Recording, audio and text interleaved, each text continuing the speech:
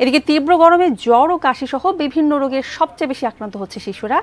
রাজশাহী শিশু হাসপাতাল থেকে আরো জানাচ্ছেন সহকর্মী সম্রাট আনোয়ার, সরাসরি যুক্ত হচ্ছে তার সঙ্গে। সম্রাট আনোয়ার, শুনতে পাচ্ছেন নিশ্চয়ই আমাকে? আপনার পেছনে অনেক ভিড় দেখতে পাচ্ছি, তার মানে অনেক বেশি রোগী নিশ্চয়ই ভর্তি হচ্ছেন। কি অবস্থা দেখছেন হাসপাতালে? আছি ঢাকা শিশু হাসপাতালে। এখানে আমরা সকাল থেকে আসার পর যেটি দেখছি যে প্রচুর পরিমাণে এখানে মানুষের অপেক্ষা এখানে রয়েছে, যারা তাদের বাচ্চাদের নিয়ে এসছে চিকিৎসার জন্য।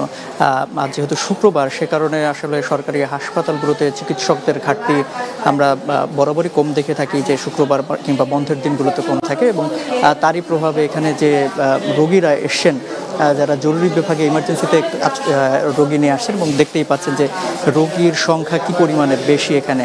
এবং এখানে যারাই এসছে তাদের বেশিরভাগই বাচ্চাদের সমস্যা হচ্ছে ঠান্ডা, জ্বর, সর্দি এবং কি ডায়রিয়া জনিত যে অসুস্থতাগুলো, সেগুলোরতেই আক্রান্ত হচ্ছে, এবং অনেকেই এখানে দীর্ঘ অপেক্ষা করছে। এবং তারা বলছে যে গত কয়েকদিন ধরেই যখন এই গরমের প্রভাবটা বেড়ে গেছে, তারপর থেকেই এই তাদের সন্তানদের যে আক্রান্ত হবার যে পরিমাণ কিংবা আক্রান্ত হওয়ার যে ব্যাপারটা, সেটি অনেকটা বেড়ে গেছে। এবং এরই সাথে সাথে চিকিৎসকদের সঙ্গে আমরা কথা বলেছিলাম, যারা রয়েছেন এখানে, তারা বলছেন যে এই গরমের কারণে তাদের যে স্বাভাবিক সময়ে যে পরিমাণ রোগে এখানে চিকিৎসা নিতে আসেন, তার চেয়ে অনেক এখন পরিমাণটা বেশি বেড়েছে। আমরা একটু এখানে রোগী একজন আছে, তার সঙ্গে একটু কথা বলি। আপনার সন্তানের কি সমস্যা? ওর পাতলা পায়খানা হয়েছে। আর জ্বরটার আছে? না না না, জ্বরটা নাই। এটা কতদিন ধরে? এটা মনে করেন আছে 2 দিন ধরে।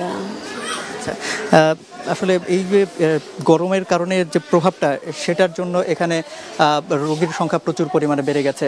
তো সবকিছু মিলিয়ে আসলে যে পরিমাণটা এখানে আমরা আজকে দেখতে পাচ্ছি, যে এটা বলছে বরাবরের তুলনায়, স্বাভাবিক সময়ের তুলনায় অনেক বেশি।